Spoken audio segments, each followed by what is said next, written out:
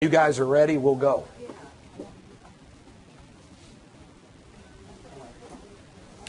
I'll make a very brief statement, very brief, and then answer any of your questions. I try.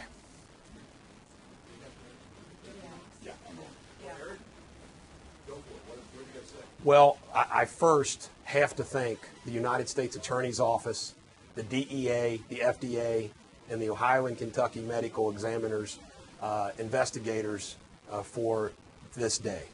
You know, this is a major problem across this country for taxpayers, Medicare, Medicaid fraud. And to put it in perspective, you know, our criminal justice system focuses on those people that steal loaves of bread, sell drugs, and things like that. Well, this has got major consequences to it. You're talking about hundreds, maybe even thousands of people that have had their lives destroyed by spine surgeries that weren't necessary. So I can't thank them enough for the courage to do this, because this is the kind of crime that in the past people got away with. The second thing is I can't thank my clients enough. These people have had their lives destroyed, devastated, and their trust and faith in me has been incredible. We love them and they love us. The bond that is established between my staff and my clients and me has been incredible. My staff and I spent this morning for 2 hours crying for a couple hours. I mean, it's just so emotional, you know, for these people. I know that my clients have participated and cooperated in the investigation. They have. And I know from the feedback that we've gotten, their stories have been very powerful. And I understand, just based on today, that he will lose his licenses to practice, at least temporarily. And that's what these people, my clients, want that more than anything else. They want to stop. From a professional standpoint, it's incredible to have the opportunity to do so much good with one case. I mean, to keep people from having their lives destroyed. I also want to thank the media, all the local television stations that covered this back in February, I believe, and are covering it yesterday and covering today. What you are doing is a public service, because it sends the message out there and warns people about him. And my guess is if there's another surgeon out there that's going to do a surgery for Medicare, Medicaid fraud that's not necessary, he may think twice, because now they're going to say, hey, they will prosecute you if this happens. So it's a great day for lots of people. And it's also a validation. You know, I was pretty harsh, you know, by calling him the butcher of Pakistan. But the reality is that he destroyed a lot of lives. I do not feel sorry for Dr. Durrani today, at all, at all. He deserves to be prosecuted. He deserves to be stopped. My final comment is just to tell you how egregious he is. I have somebody here who has, I don't know, we lost count, 2, 3, 4 pedicle screws in her aorta. She had to have her aorta removed at Christ Hospital because he's got screws in the aorta. We have people who've had 6, 7 surgeries, unnecessary. Oh, I got to thank one more group. I have to thank the tri-state spine community. It's not very often that a medical malpractice guy gets the support of an entire group of surgeons out of this community. Every tri-state spine group, led by Mayfield, Wellington, River Hills, you're talking about Tobler, Greiner, Roe-Miller, all of them are seeing these patients and these clients and helping them and are testifying. They're willing to testify that these surgeries were unnecessary. Imagine that, unnecessary spine surgeries.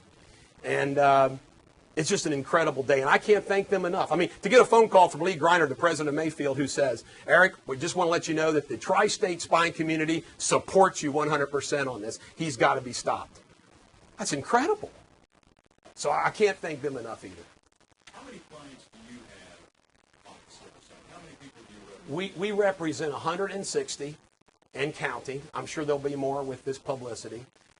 We've got the goods on him, so to speak. In other words, they say you're not supposed to say you're an expert. Well, I can tell you right now, I'm an expert, along with Josh Robinson, my wingman on this thing, my main paralegal. I can tell you right now, which is unfortunate he couldn't be here because he had to be in Lexington, but I want to tell you something. We know everything about Dr. Durrani, Medtronics, the hospitals involved. And I want to stress that as well, okay? It is shameful that Dr. Durrani bounced from Deaconess, Good Samaritan, Christ, Children's. And we know he got kicked out of Children's. In Westchester UC Health, we have a witness that will testify that Westchester UC Health knew about his problems, but they needed the money. Quote unquote, needed the money. He does more spine surgeries than everybody in the state of Ohio. 1,000 a year. And they needed the money. They decided that money was more important than patients' health. And we have filed nearly 100 cases in Butler County that includes Westchester UC Health. And I do believe that the United States Attorney's Office is interested in Westchester UC Health's culpability in this case, and Children's culpability. And they play this game of secret, secret, everything that you do, credentialing, complaints, has all got to be secret. I call upon the Ohio legislature, you better take a look at that law, because their law protecting bad docs is what's led to today. And the law needs to be changed. You know what? Everybody knows about my bar battle in Kentucky. Why? Because it's public. How come complaints against doctors has to be, that way? So, the law needs to be changed. But we represent 160, and we can handle it. I'm going broke representing all these people, but we can handle it. I've hired staff for this, and it's an honor to represent these people. Of the 160 clients, is there a common thread? Yes. What's the real common thread in all of the people that you represent? The common thread is they had a surgery that involved the spine. It was not necessary. Another common thread with Solely for the purpose of sole purpose of money. For money. In other words, Medicare, Medicaid fraud, private insurance fraud, for money. Let's do a surgery. Oh, here's another common thread. I would say almost 100% of them, maybe 95, went to other spine doctors who said, we can't help you anymore. You just got to live with this. You don't need surgery. And they go to surgery. Here's how egregious this is. His pain doctor who left him, Dr. Tayeb, will be testifying. Durrani told him to treat the wrong area of the spine so they would still have pain and need another surgery. That's how egregious this is. Can you imagine the sick? Some of the local spine doctors also have told our patients it's like Mengele. It's Mengele. I mean, in other words, the tri-state spine doctors says this is like Dr. Mengele, the Nazi experimental doctor. I mean, it's incredible. Oh, here's another one. A former physician assistant of Dr. Durrani called us on the phone. You need to have a 45-degree more spine curve for scoliosis for surgery. She would measure it and mark 35. He changed the curvature measurements so he would have to do a spine surgery. Can you imagine that? He changed the measurements so somebody would have to have a surgery. How do you do that? And just imagine that. The hospitals know that he's a problem, and they're like, thank you, thank you, thank you. You're putting surgeries. And some of these spine surgeries, the magnitude of this, one client, I know she won't mind me saying her name, Kathy Beal, $250,000. She said, they were ecstatic when they found out I had good postal service insurance. $250,000 was made by Durrani, the hospital, and Medtronics. Can you imagine that? An unnecessary. She goes to Dr. Rohmiller. Dr. Rohmiller says, you did not need this surgery. $250,000. And by the way, if you're a taxpayer out there, most of us are, you're picking up this tab. This is Exhibit A of Medicare, Medicaid fraud going on in this country. And of the people that you represent, what's the sum total of the alleged fraud? The total amount would be, well, I can say this. You're talking at least $100,000 average, and it's probably higher than that. So you're talking probably $200 million plus in fraud. $200 million plus. And that's why we have filed a federal RICO claim. Why? It's very hard for civil RICO. Why? Because the hospitals, Medtronics, and Dr. Durrani collectively conspired to say, let's go make some money on spine surgeries. And we have a national class action lawsuit filed, Exhibit A, against Medtronics. Now, what's Medtronic's roles here? Medtronic knew that Durrani was putting something in the Wall Street Journal did a story about this about a month ago. BMP2, it's like a bone morphogenic protein. No help to a spine person. Medtronics knew that Dr. Durrani was putting BMP2 in children, not supposed to, the thoracic area, not supposed to, the neck area, not supposed to. It's only FDA approved for the lower area. And Medtronics knew that he was putting BMP2 in everybody. And guess what? Not telling them. None of my clients knew, and by the way, 75% of them have BMP2 in their backs. None of them were told that BMP2 was being put in their back. You have a 4 or 5 times increased risk of cancer with BMP2 in your back. And he didn't tell them that. And Medtronics knew it, the hospitals knew it, and Dr. Durrani knew it. And how does the criminal case, his arrest, how does this affect the case? Here's what happens, in my humble opinion. It's game over. They cannot go to court. We have 20 cases set for trial so far, medical malpractice cases. They cannot successfully defend him in court because I get to stand in front of the jury and say, Dr. Durrani is under indictment or convicted for Medicare Medicaid fraud for doing unnecessary surgeries. His Ohio license has been revoked. He no longer has privileges at Westchester U. By the way, a month ago, Westchester UC Health finally kicked him out. So in my opinion, they can't go to trial on a single medical malpractice case because the jury will hammer them. And the significance in the federal arena is very simple. If you're alleging civil RICO and the Dr. Durrani is under indictment, I'm very confident Judge Black's going to say, well, it looks like to me we got a criminal enterprise going here. So I think those cases will go forward. And then as far as Medtronics goes, I think we'll at least get a class action for the Durrani clients, but hopefully nationally. By the way, here's what Medtronics does. Medtronics pays, and Dr. Durrani's one of them, pays them money as a consultant, motivates them to put their products in people's spines. It's criminal. So the effect for these people here is, and by the way, my clients, these wonderful human beings. And by the way, he preyed upon those who most need. He would tell them, I can fix you. I can fix you. And if you're sitting there with some back pain, it's sick. He played on that.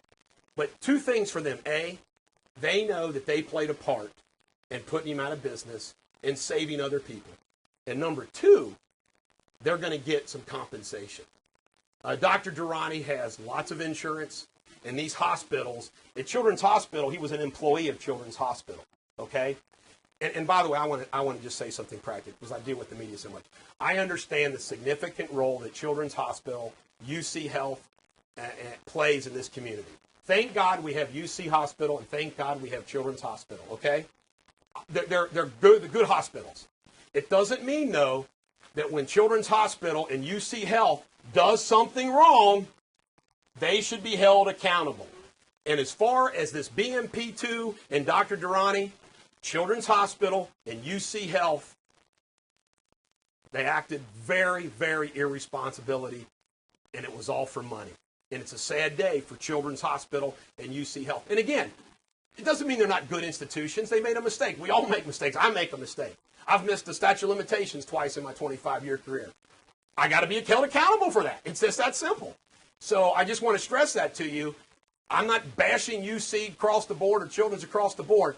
But in this circumstance, it was terrible. And the worst culprit in this whole thing is probably Westchester UC Health because the president, Dr. Peter Stern, okay, told other people at UC Health, quote, we knew about Durrani and his problems.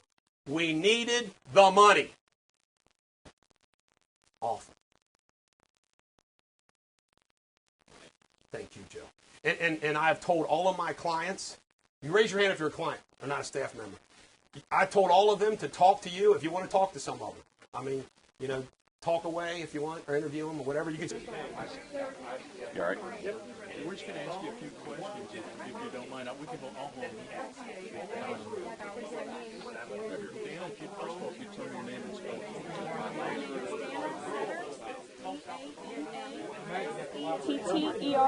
What part of town are you from? Trenton, Ohio. It's Butler County. Well, what happened with you and Dr. Durrani? I've had 2 surgeries. I've had a C1, C2 fusion in my neck, and I've had a lumbar surgery. My neck surgery was a failure, and it was done incorrectly, which is why my head leans to the right. And my lower back was also done incorrectly, and I've got pain down both of my legs from it, and probably will have from here on out. Any other side effects, or any limitations to what you can and can't do as a result of your injuries? Yes, well, my head leans, I can't drive, I can't play with my little girl or lift her up. I've got a 2-year-old. I can't sleep correctly. I can't do any of the household things that a woman should be able to do. I have to rely on my husband and my mother and mother-in-law to help me. So it's affected everything that I have to normally do in my life. What did you think when you heard that Dr. Durrani was arrested? It was the best news that we all could get today. I mean, I'm ecstatic to finally think that we could absolutely get justice and some relief that he's going to have to pay one way or the other for this. I'm just so ecstatic. I cried. I'm still in shock. Dana, what's your little girl's name? Tatum. Tatum Setters? Tatum, yes. And your husband? Is this your husband? Yes. Craig. Craig Setters? Yes. And you're all from Trenton? Yes. Okay. We're going to get some pictures of you all sitting here, and Okay. we'll get out of here. Terry, you good? Okay. The biggest batch was after but this is something significant. All of the cases are all in front of Judge Guy Guckenberger. I was Supreme Court appointed Guy Guckenberger to handle the case, and there's a status conference and other cases. And we're going to scattered throughout. Are you mobile? And August 15th, there's a status conference with Guy Guckenberger all the way involved. And my guess is we'll find out where. Ma'am, if you tell me your name and spell it for me. My name is Stephanie Heron-Thram. Spell Heron-Thram? Or is it S-T-E-P-H-A-N-I-E? Yes. And how do you spell your last name, ma'am? Herrin-Threm.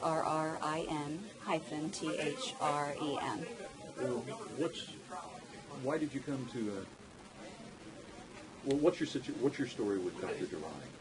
Doctor, I have a genetic condition that's fairly rare, and it can cause instability at the base of your skull, which is life-threatening. I was referred to Dr. Durrani for evaluation for that, as were many other people with Ehlers-Danlos syndrome and my genetic condition. And Dr. Durrani told me that I did have that instability and that I was at risk of being paralyzed from the neck down or dying if I didn't have the surgery with him. And so we had the surgery, and after the surgery, my symptoms began to worsen dramatically. It got worse and worse over time to the point that I was barely functional. I went to see another doctor on a friend's recommendation. It was Dr. Volhinsky at the Mayfield Clinic, and he looked at the pre-surgical films and said that the surgery was unnecessary. There was no evidence of instability ever, and it was even written on the MRI report in bold print, no evidence of atlantoaxial instability. And other doctors have told me since then as well that I did not have the condition that he did surgery for me. To have surgery at the base of your skull is very difficult, and it greatly limits your range of motion, greatly impacts your life. Yeah, what are the if you could just describe your injuries or what happened as a result of that surgery? Well, the big problem is I've lost huge range of motion. Driving has become a real challenge for me. Instead of shopping for cars like regular people do now, I go and I look for a car that I can see out of, because this is about it in my range of motion in my neck. And by the way, before the surgery, he told me that my range of motion would be normal. It would be like yours. Because I was too mobile before the surgery, he said. It's affected my work. I teach yoga and Pilates, and so it's had a drastic effect on the kinds of classes that I can teach, the kinds of students that I can reach, and certainly it's affected my practice. It's affected my ability to act as a wife, and in the way of, my son is 19, and he's very active and outgoing and athletic, and as a family, we were hikers, we were rock climbers, we were adventurers, whitewater rafting. We lived a fun and full life as a family, and now my husband and son do those things, and I either sit at home on the couch and wait for them to come back to me, or I go, when I can, just walk along with them, and I go and walk. And when you heard that Dr. Durrani was arrested today, just your thoughts? We're thrilled. Me and my husband and son, we are deeply grateful for all the work that Eric and his team have done for this, because from the start we said it's got to be a crime in the United States to do surgery on someone that wasn't necessary. And by the way, he did put the BMP in my neck, and I did get cancer after the surgery. And so my family went through the breast cancer battle. There's little in life that is as hard as a cancer battle. So that was sort of a residual gift that I think he's responsible for. But we are so grateful that he's being brought to justice. Our big concern when we started was that he was doing this surgery on people with Ehlers-Danlos syndrome. He was doing it on a lot of people, whole families, mothers, daughters, sons, and just, having him hurt people that were like me, as if it's not a difficult enough genetic condition, and have someone performing unnecessary surgery on you that leaves you worse for it, and to find out that they're doing it for money, and maybe as a byproduct might give you cancer while he's in there experimenting. It's been really rough to handle, and so we started out looking for justice. We're not looking for money. We wanted to see him stopped in the way of not just the sheer numbers of people he was hurting and how badly he was hurting them. And so this is great news for us, and we really appreciate it coming to your attention, you being here today. It makes all the difference to us. It's as close as we can get to undoing what's happened, is to see it not happen to anybody else in the future.